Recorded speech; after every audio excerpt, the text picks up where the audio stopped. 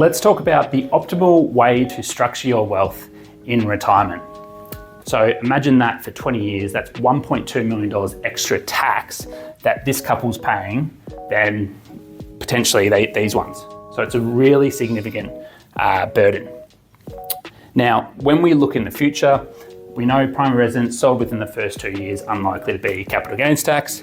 But the problem with gifting all these investment properties to adult children is, firstly, it's a nightmare from an estate planning perspective, because if you've got multiple children, these investment properties are likely to be all valued at different amounts. In this situation, I've made it really simple, each the same value, but they're unlikely to be. So it's really hard to make an equitable split.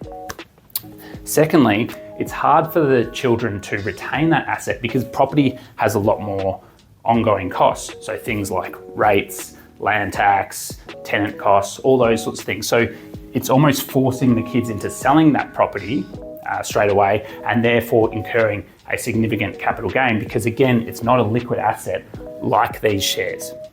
So you can see here, whilst that's okay from an income perspective, from a tax and cost perspective, now and in the future, it's not ideal.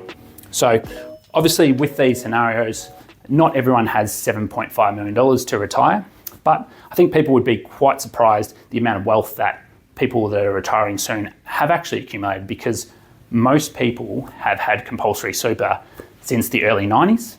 So super balances are really healthy these days for people looking to retire, as well as phenomenal property growth rates in the last 40 years, and low interest rates relatively has made people in this cohort that are about to retire quite wealthy. But even if you're not worth $7.5 million, that's completely fine. It's all about making sure the mix between what you've got in your primary residence and investable assets that are in a tax effective structure is the right mix for you. So if you had $2, $3, $4 million, whatever it might be, many of the same principles still apply. It's about making sure you've got enough income and the tax and costs are low, both now and in the future. We can't move this to this structure or this structure to this structure overnight, because we've got huge capital gains tax implications. We've got yearly contribution cap rules into super as well. So ideally, if you're looking to retire in the next 10, maybe even the next 15 years, then that's when you should be reaching out to a financial planner to get this sorted, so that you can get more of this type of scenario and less of these. So if you need help with any of that, please reach out.